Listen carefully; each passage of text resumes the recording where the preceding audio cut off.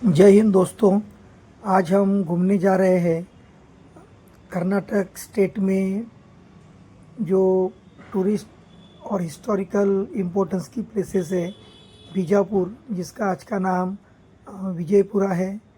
और अलमट्टी जो डैम है कृष्णा रिवर के ऊपर, बदामी जो एक हिस्टोरिकल प्लेस है, और हम्पी वो भी एक हिस्टोरिकल प्लेस है। तो अभी हम बीजापुर में आए हैं और आप देख रहे हैं अब्दुल बाबा समाधि। यहाँ पे अब्दुल बाबा जो है उनकी ये समाधि है। सभी धर्मों के लोग, हिंदू मुस्लिम, यहाँ पे मत्था टेकने आते हैं। कहा जाता है कि जिसको कोई भूत प्रेत की बाधा है वो यहाँ पे नहीं आता। अभी हम आए हैं ताज बावड़ी, क्योंकि जो बीजापुर है उसके ऊपर आदिल शाही राज था, और इस आदिल शाही राज में किसी आदिल शाह ने ये बावड़ी खुदवाई थी जो बीजापुर को पानी देती थी। अभी हम आए हैं हैदर बुरुज। तो हैदर जो था, हैदर अली, वो आदिल शाह का सेनापति था, और पूरे बीजापुर के ऊपर नज़र रखने के लिए उसने इस हैदर बुरुज का निर्माण किया था। इस बुरुज के ऊपर से हम सारे बीजापुर सिटी का व्यू देख सकते हैं। अभी हम पहुँचे हैं बीजापुर फोर्ट। वैसे बीजापुर फोर्ट तो काफ़ी बड़ा है, अभी उसके काफ़ी जो बुरुज है वो गिर चुके हैं। यह आपके सामने है मुलुक मैदान तोप, पंचधातु से बनी हुई ये तोप इतिहास में बहुत मशहूर है। तो आदिल शाही राज में बनी हुई ये तोप आज भी सुस्थिति में है, जिससे बड़े बड़े गोले दागे जाते थे। ये भगवा लहरा रहा है बीजापुर सिटी में। जिस सिटी पे कभी आदिल शाही राज था, आज वहाँ पे छत्रपति शिवाजी महाराज का ये पुतला हमने देखा। उसके आगे हम आते हैं इब्राहिम रोज़ा। तो देखिए, आदिल शाह जो है वो एक पदवी थी, और एक 5 या 6 आदिल शाह होके गए, उसमें से एक था इब्राहिम आदिल शाह। तो उसकी जो कब्र है वो यहाँ पे है, और कब्र के सामने ही एक मस्जिद है। अभी वहाँ पे कोई नमाज वगैरह नहीं होती, लेकिन काफ़ी अच्छा जो मुग़ल स्टाइल जो कंस्ट्रक्शन है वो हम यहाँ पे देख सकते हैं। तो काफ़ी अच्छी मीनारें, मेंटेन किया हुआ गार्डन, जो सैनिक थे उनके लिए रहने की जगह, और घोड़े हाथी बांधने की जगह यहाँ पे हम देख सकते हैं। यहाँ पे बीच में तालाब है, शायद ये हाथ या पैर धोने के लिए या नहाने के लिए या वजू करने के लिए हो सकता है, क्योंकि बिल्कुल मस्जिद के सामने है। अभी हम आए हैं बारह कमान। किसी एक आदिल शाह के बेटे ने ये 12 कमान बनवाई थी, और ये इतनी खूबसूरत बनी थी कि आदिल शाह नाराज़ हो गया। खूबसूरत बनी इसलिए नाराज़ हो गया, और उसने इसको बनाने वाले उस अपने बेटे को भी उसने मार डाला, और ये जो 12 कमान है ये कमान तुड़वा दी। देखिए दोस्तों, मैं आपको कोई एक्यूरेट हिस्ट्री तो नहीं बता रहा हूँ, क्योंकि हिस्ट्री समझाना मेरा काम नहीं है। ये हम आ गए हैं असर महल। असर महल में जो जजमेंट है, यानी कि दरबार लगता था, और यहाँ पे जो गुनाहगार है उनको यहाँ पे शिक्षा दी जाती थी। ये जामा मस्जिद काफ़ी बड़ी मस्जिद है। यहाँ पे आज भी इस मस्जिद में नमाज अदा करने के लिए जो मुस्लिम भाविक है वो यहाँ पे आते हैं। वैसे तो यहाँ पे सभी लोग आके मत्था टेकते हैं। तो ये प्रसिद्ध जामा मस्जिद बीजापुर की बिल्कुल शान है, और ये जो सारे ठिकाने हैं ये बिल्कुल आसपास है। दोस्तों, अभी हम आ गए हैं गोल गुम्बज। जो आदिल शाह था, शायद इब्राहिम आदिल शाह, उसने ये गोल गुम्बज बनवाया था। और इस देखो, ये जो है सामने ये बड़ा गुम्बज है। कहते हैं कि एशिया का सबसे बड़ा ये गुम्बज है, जो पूरी तरह से पत्थर से बना हुआ है। चूना और गुड़ और ये सब मटेरियल यूज़ करके इस गुम्बज को दोस्तों बनाया गया है। काफ़ी ऐतिहासिक और देखने लायक जगह है ये। उसी कब्र है उसी आदिल शाह की। शायद जो ये शासक थे, मुस्लिम शासक, ये पहले मोनूमेंट बड़ा बड़ा बनाते थे और उस मोनूमेंट के अंदर अपनी कब्र जो है वो बनाते थे। तो दोस्तों यहाँ पे जो आवाज़ है वो ऐसे चारों ओर घूमती है, तो जो यहाँ पे टूरिस्ट आते हैं वो इको सुनते हैं, ज़ोर ज़ोर से चिल्लाते हैं और इको सुनते हैं। तो काफ़ी अच्छी जगह है, बहुत बड़ी है। ये नीचे आप देख रहे हैं वो कब्र है आदिल शाह की। तो हिस्ट्री जो है वो आप गूगल पे देख सकते हैं, कहीं पे पढ़ सकते हैं। बस मैं तो आपको इतना ही कहने जा रहा हूँ कि हमारे भारत में बहुत सारे देखने लायक चीज़ें हैं जिसे हमें देखना चाहिए। अभी बीजापुर से ही 60-70 किलोमीटर आगे है अलमट्टी डैम, जो कृष्णा रिवर के ऊपर बना हुआ है। और अभी हम यहाँ पे इस डैम के पास आए हुए हैं। आपको बीजापुर से काफ़ी यहाँ पे आने के लिए बसेस, ट्रेन मिल जाएगी। यहाँ पे सबसे प्रसिद्ध जो है वो है यहाँ का रॉक गार्डन। काफ़ी बड़ा प्रशस्त ऐसा रॉक गार्डन यहाँ पे है। तो ये देखिए लाल बहादुर शास्त्री जी का नाम यहाँ पे दिया हुआ है इस गार्डन को। हमारी एकता का प्रतीक, हिंदू, मुस्लिम, सिख, ईसाई, हम सब मिलकर एकजुट होकर अगर हम खड़े हो जाए तो हम क्या नहीं कर सकते। इस देश को हम एक नई ऊंचाई के ऊपर लेके जा सकते हैं। ये संदेश हमें यहाँ पे मिलता है। ये जो आप देख रहे हैं ये रॉक गार्डन का ही, अलमट्टी डैम के पास का ये रॉक गार्डन में बसा हुआ तालाब था।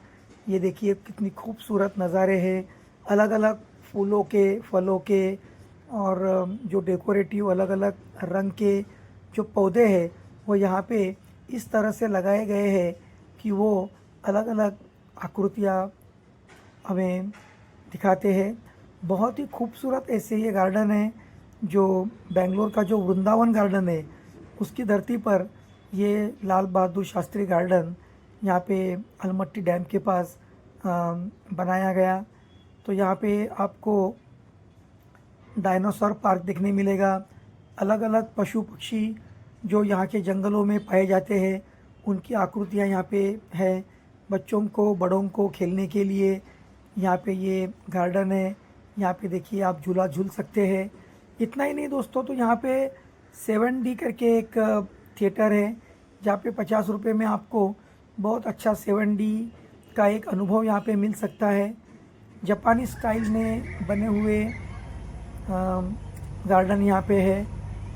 इतना ही नहीं, अलमट्टी डैम, तो अलमट्टी गार्डन, कुछ कर्नाटक मंदिर है सगळ्यांचं स्वागत जो है। जापानी स्टाइल में बने हैं। ये देखिए, ये अभी हम डैम के बिल्कुल पास पहुँचे हैं। यहाँ पे हमें फाउंटेन शो होता है और लेज़र शो यहाँ पे होता है, 3D शो यहाँ पे होता है। तो इसकी जो एंट्री फ़ीस है वो 50 रुपया है।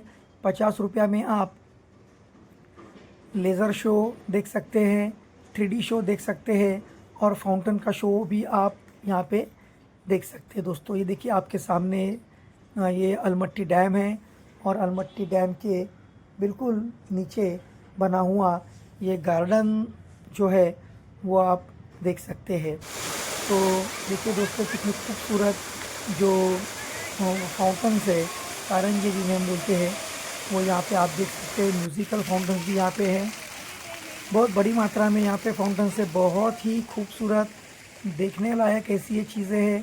टूरिस्ट भी यहाँ से कम आते हैं यहाँ पे क्योंकि शायद उतना पॉपुलर नहीं है, लेकिन बहुत नज़दीक है। मुंबई, पुणे, सोलापुर से तो बहुत नज़दीक है आने जाने में। ये देखिए लेज़र शो आपके स्क्रीन पे है, तो यहाँ पे आप लेज़र शो का आनंद ले सकते हैं। बहुत खूबसूरत है।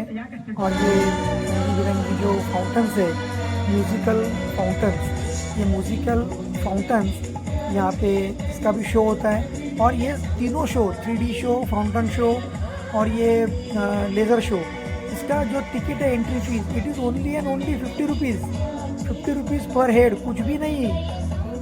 और जो लाल बहादुर शास्त्री जो रॉक गार्डन है उसकी जो एंट्री फीस है दैट इज़ ओनली 20 रुपीज़। तो इतने खूबसूरत नज़ारे आपको बहुत ही सस्ते दामों में मिलते हैं। अलमट्टी में आपको होटल्स भी मिल जाएंगे। 1000, 1200, 1500 में आपको नॉन एसी और 1500 के आसपास आपको एसी होटल्स आपको मिलेंगे। तो यहाँ पे आप अच्छी तरह से घूम सकते हैं। दोस्तों यहीं से 100 किलोमीटर पे आता है बदामी। बदामी के बारे में तो हर किसी ने सुना है। तो काफ़ी राजाओं ने यहाँ पे राज किया। तो यहाँ पे जो हिंदू रिलीजन को डेडिकेटेड कुछ गुफाएं हैं, इसी तरह से जैन रिलीजन को डेडिकेटेड कुछ गुफाएं हैं। और इन गुफाओं में जो नक्काशी की गई है, जो कार्विंग की गई है, पत्थरों में जो पत्थरों को तलाश के जो ये गुफाएं बनी हैं, मूर्तियाँ बनी हैं, मंदिर बने हैं, ये देखने के लिए आपको यहाँ पे आके इसका आनंद लेना है दोस्तों। देखिए स्क्रीन के ऊपर तो मैं आपको एक जनरल आइडिया दे रहा हूँ कि यहाँ पे आप क्या देख सकते हैं। बदामी एक अच्छा शहर है जहाँ पे आपको रहने के लिए वही 1000-1200 में रूम मिल जाएंगे। कनेक्टिविटी काफ़ी अच्छी है। आप इरकल से आ सकते हैं, बीजापुर से आ सकते हैं, आप ट्रेन से आ सकते हैं। तो बदामी की जो कनेक्टिविटी है वो काफ़ी अच्छी है। तो यहाँ पे पहुँचना बहुत ही आसान है। तो देखिए आप कितनी सुंदर सुंदर मूर्तियाँ यहाँ पर हैं। इसके बाद में ये जो आपके सामने है ये है अगस्त्या तालाब, जिसको बोलते हैं। अगस्त्य ऋषि जो थे उन्होंने यहाँ पे तपश्चर्या की थी। ये शिव मंदिर है, इस मंदिर में भी हम जाएंगे। यहाँ पे हर पत्थर जो है, हर पत्थर एक इतिहास बताता है यहाँ पे। तो दोस्तों गूगल के ऊपर ये देखिए, ये जैन रिलीजन को डेडिकेटेड ये मूर्ति है। तो यहाँ पे आप महावीर भगवान की मूर्ति आप देख सकते हैं। ये शिव मंदिर है। तो बदामी का जो एरिया है ये जो काफ़ी मेरे ख्याल से लगभग 20 स्क्वायर किलोमीटर के आसपास ये सब फैला हुआ है। पूरा देखने के लिए तो आपको 8 दिन भी कम पड़ेंगे, लेकिन अगर आपकी शॉर्ट विज़िट है तो एक दिन में भी आप बदामी देख सकते हैं। तो और कुछ बहुत ही खूबसूरत, काफ़ी अच्छी तरह से कर्नाटक की जो सरकार है, जो गवर्नमेंट है, उन्होंने इस टूरिस्ट प्लेस को अच्छी तरह से मेंटेन किया हुआ है। खाने पीने के बहुत सारे ऑप्शन हैं। साउथ इंडियन फूड आपको जगह जगह मिलेगा, और वो भी बहुत चीप, बहुत ही रिजनेबल रेट में। आपको 20-30 रुपये में इडली मिलेगी, 40-50 रुपये में आपको डोसा मिलेगा।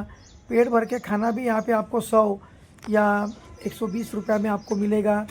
जो एंट्री फ़ीस है वो 40 रुपीज़ है बदामी के उसकी। तो ये देखिए यहाँ पे भी एक हर पत्थर जो है, हर पत्थर एक हिस्ट्री, एक जिसे हम इतिहास बोलते हैं, वो यहाँ पे कहता है। काफ़ी सालों तक यहाँ पे बहुत सारे राजाओं का यहाँ पे शासन था। बाद में मुस्लिम शासकों के अंडर में भी ये गया था। यहाँ पे टीपू सुल्तान का भी एक किला है। तो वो आप सब बदामी में देख सकते हैं। बदामी से आगे बढ़ के हम आते हैं हॉस्पेट में। बदामी से लेके हॉस्पेट की जो दूरी है वो लगभग 100 किलोमीटर के आसपास की दूरी है। यहाँ पे हॉस्पेट शहर एक मॉडर्न सिटी है। ये हमारा होटल है। यहाँ पे हमको एसी रूम 1500 रुपये में मिल गया था। बहुत ही अच्छा सिटी है। खाने पीने के, रहने के काफ़ी ऑप्शन हॉस्पेट में है। अभी हम आ गए हैं हम्पी में। तो हम्पी जो है ये बहुत पुराना शहर तो है ही, और ये विजयनगर का जो साम्राज्य था, तो विजयनगर के साम्राज्य की ये राजधानी हम्पी थी। इसके बारे में आप देख सकते हैं, इतिहास आप पढ़ सकते हैं, हिस्ट्री आपको गूगल पे मिल जाएगी। बहुत सारी किताबें इसके ऊपर बनी हुई हैं। और ये अभी हम आ गए हैं विरूपाक्ष मंदिर। बहुत ही बड़ा ये एंट्रेंस गेट है। शायद ये 16 या 18 मंजिल की जो इमारत होती है, बिल्डिंग होती है, इतना ऊंचा बना है। तो ये सब देख के हमें ताज्जुब होता है कि मतलब सैकड़ों साल पहले, हज़ारों साल पहले ये सब कैसे बनाया होगा, कौन से औजार थे, कौन सी टेक्नोलॉजी थी। तो ये अभी भी समझ में नहीं आता है। अभी भी इसमें ऐसे कुछ इसमें कुछ रूम्स ऐसे हैं जो आज भी खोले नहीं गए हैं। इसका जो इतिहास है वो हिडन है। ये देखिए हम्पी का और एक मोन्यूमेंट्स आप देख रहे हैं। ये शिव मंदिर है, अंडर वाटर शिवलिंग यहाँ पे है, पूरा मंदिर ही पानी में है, तो काफ़ी खूबसूरत है। उसके बाद में ये क्वींस पैलेस है, तो यहाँ पे विजयनगर साम्राज्य में ही शायद ये बना होगा, क्योंकि विजयनगर का जो साम्राज्य था, ये देखिए हाथीशाला है, एलिफेंट पार्किंग। यहाँ पे जो राजनयिक लोग थे पॉलिटिकल, उनके हाथी घोड़े यहाँ पे बांधे जाते थे। तो मैं आपको बताना चाह रहा था कि हम्पी के ऊपर जो 5 शाही है, आदिल शाही, निज़ाम शाही, बरीद शाही, क्या इन्होंने मिलके, मुग़ल, इन्होंने मिलके एक जिहाद पुकारा और ये सब ने मिलके ये विजयनगर के साम्राज्य के ऊपर आक्रमण किया। ये पूरा विजयनगर जो था ये 3 महीने तक जल रहा था। सारे पुराने मोनूमेंट्स नष्ट किए गए, मंदिर तोड़े गए, मूर्तियों को खंडित किया गया। देखिए बहुत बड़ा ये परिसर है, कम से कम मुझे तो लगता है 25 या 30 स्क्वायर किलोमीटर में फैला हुआ ये हम्पी का पूरा एरिया है। ये जो मूर्तियाँ हैं, ये मूर्तियाँ यहाँ पे मिलती रहती है। ये ओपन म्यूज़ियम है। देखिए हम्पी बादामी ये ऐसे पुराने शहर है जिनमें जो खुदाई रहती है, जिसे हम एक्सकेविटेशन कहते हैं, जो आर्कियोलॉजिकल सर्वे ऑफ इंडिया है, ये कंटिन्यूसली यहाँ पे रिसर्च करते रहता है और हर बार इन्हें कुछ ना कुछ मूर्तियाँ, कुछ मंदिर, ये इन्हें मिलते रहते हैं और एक नए नए तरीके से इतिहास जो है वो यहाँ पे जन्म लेता है। दोस्तों ये जो अभी आप आपके स्क्रीन के ऊपर देख रहे हैं, ये राजा महाराजाओं के जो विजयनगर का साम्राज्य था, उनके जो बड़े बड़े सरदार थे, राजा थे, उनके महल यहाँ पे होते थे। लेकिन जैसे मैंने आपको कहा कि 5 मुग़ल शासकों ने मिलके विजयनगर के ऊपर लगभग 1560 के आसपास आक्रमण किया और इस पूरे साम्राज्य को नष्ट किया।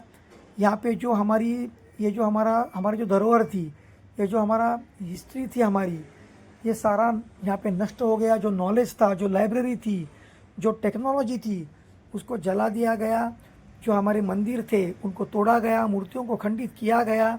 तो आज भी यहाँ पे पुरानी मूर्तियाँ, पुराने औजार, ये देखिए ये कितना खूबसूरत वाटर टैंक है। इसकी सीढ़ियाँ देख के भी आपको समझ में आएगा कि क्या किस लेवल की टेक्नोलॉजी उस समय के लोगों के पास थी। तो वाटर सेव करने के लिए यहाँ पे ये टैंक बनाया गया। दोस्तों अभी हम्पी में ही हम और एक